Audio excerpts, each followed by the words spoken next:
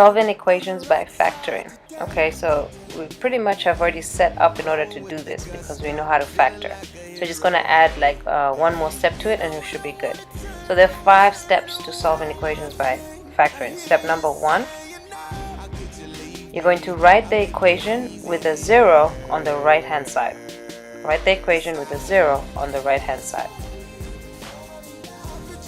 Once you've done that, step number 2, you're going to factor the left hand side completely. You're going to factor the left hand side completely.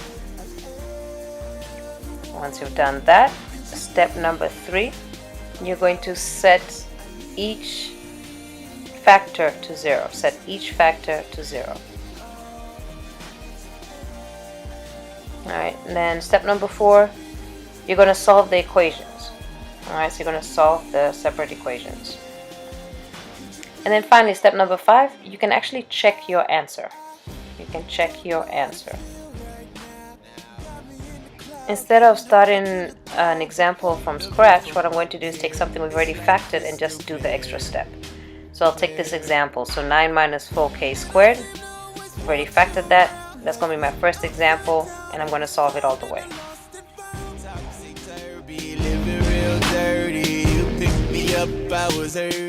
Alright, so write the equation with a 0 on the right hand side, so just put equals 0.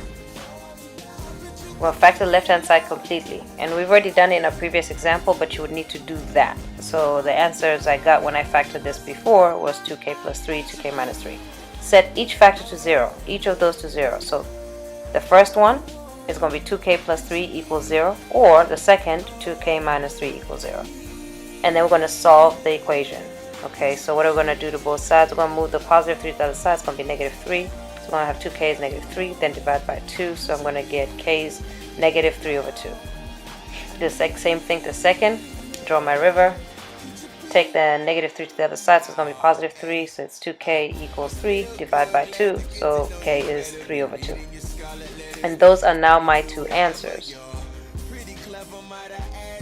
So k equals negative 3 over 2, or k is 3 over 2. Alright, so factoring is half the battle, solving the equation is just one more step. So to check this, all you would need to do is plug those back in. You just plug those back into the equation to check it. And that's what I'm doing now, but you can't see it, but that's okay. In just a second, I'll just let you copy it down. This is a listening check. Go ahead and circle example 1. Where it says example 1, put a circle. This is a listening check. Go ahead and circle where it says example 1.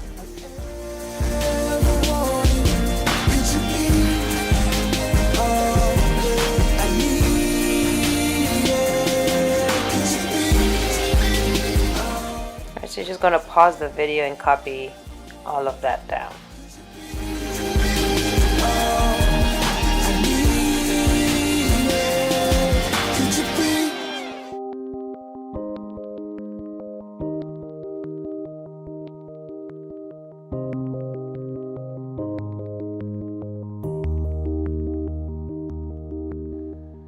Whatever you get your k is equal to, that's also your x-intercept. So if you had a graph, you just solve for whatever variable it is, and whatever solutions you get is your x-intercepts, meaning that's where it crosses the x-axis. Okay, so that's where it crosses the x-axis. How could you leave me? I make it easier.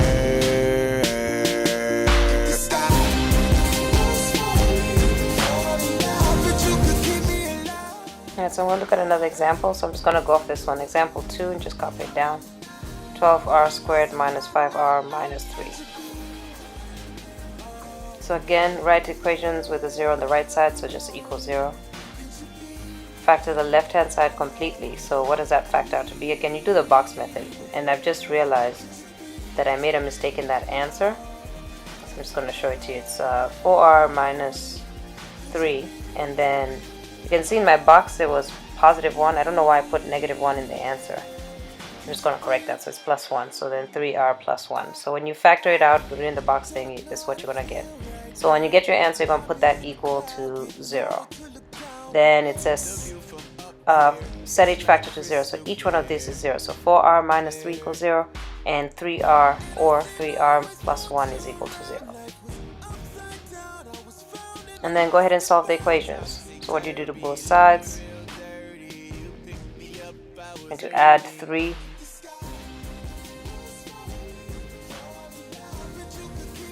And so I'm going to get 4r equals 3, then divide by 4.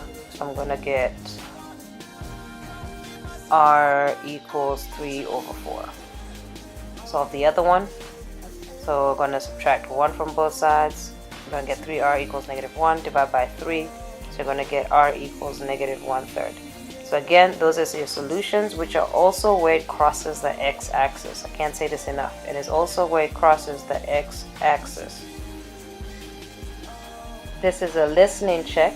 Again, this is a listening check.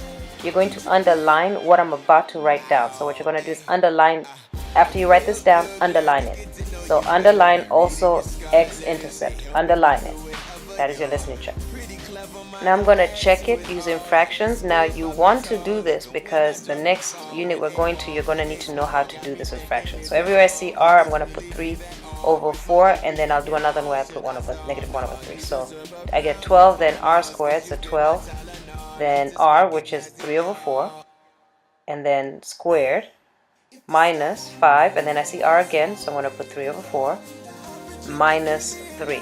Now I'm going very slowly here because this is coming back to haunt you, so I'm doing this as a review. So I'm going to do the second one. So r is 3 over 4, or r can also be negative 1 over 3. So I'm going to do the second one. So you can have or, then negative 1 over 3. So whenever I see r, now I'm going to put negative 1 over 3. So negative 1 over 3, and I see squared, minus 5, and then negative 1 over 3 because I see r, minus 3 equals 0. Now we're going to solve these. So this is how we're going to check to make sure that our answers are correct. But I'm using this opportunity to teach you again fractions because it's coming back. Like the very next thing is coming back. Put 12 over 1. And then I'm going to do squared. Remember when you square the top and the bottom. So it's going to be 9 over 16. Minus 5 over 1. And then 3 over 4 because there's nothing out there.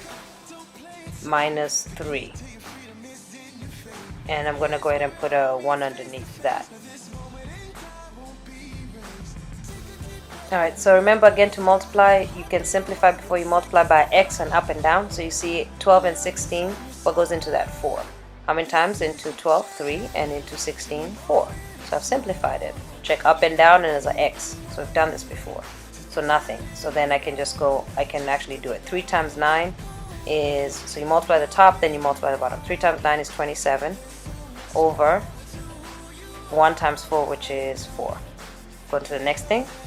So again, simplify up and down was an x, and I've checked and I can't simplify that, so I'm just going to multiply. So 5 times 3 is 15, and then 1 times 4 is 4.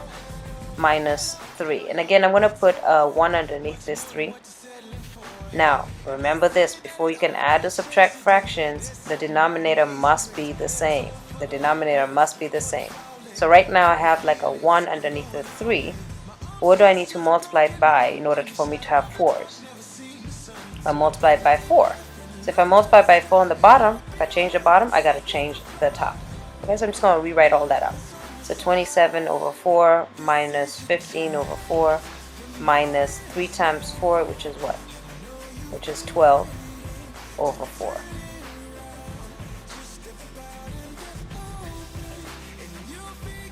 Now that it has the same denominator, I can add and subtract. So easiest for me is to do tigers because there's a tiger right there and another tiger. So 15 tigers meets 12 tigers, that's 27 tigers. So what's going to happen when 27 Trojans meets 27 tigers? It's going to be 0.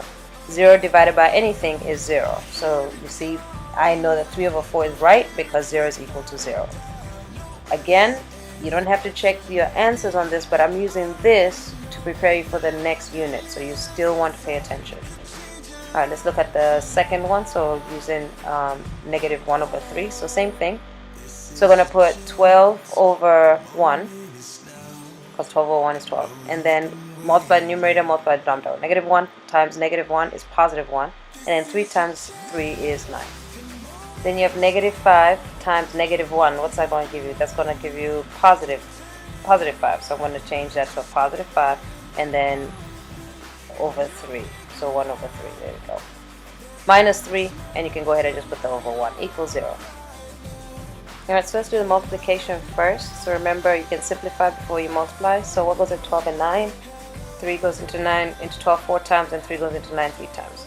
Nothing I can do there, so I'm pretty much done. So let's do this. 4 times 1 is 4, and then 1 at the bottom, 1 times 3 is 3.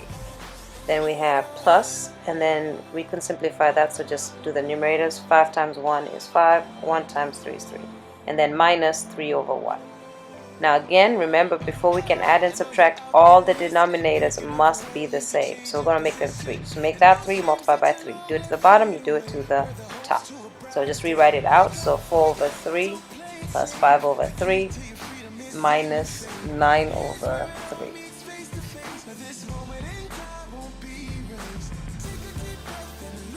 Now that the denominators are the same, you can just go ahead and add. And again, I look for the same. So 4 and 5 are both Trojans. So 4 Trojans meets 5 Trojans. You're going to have 9 Trojans. Those 9 Trojans are going to meet 9 Tigers, and going to have 0.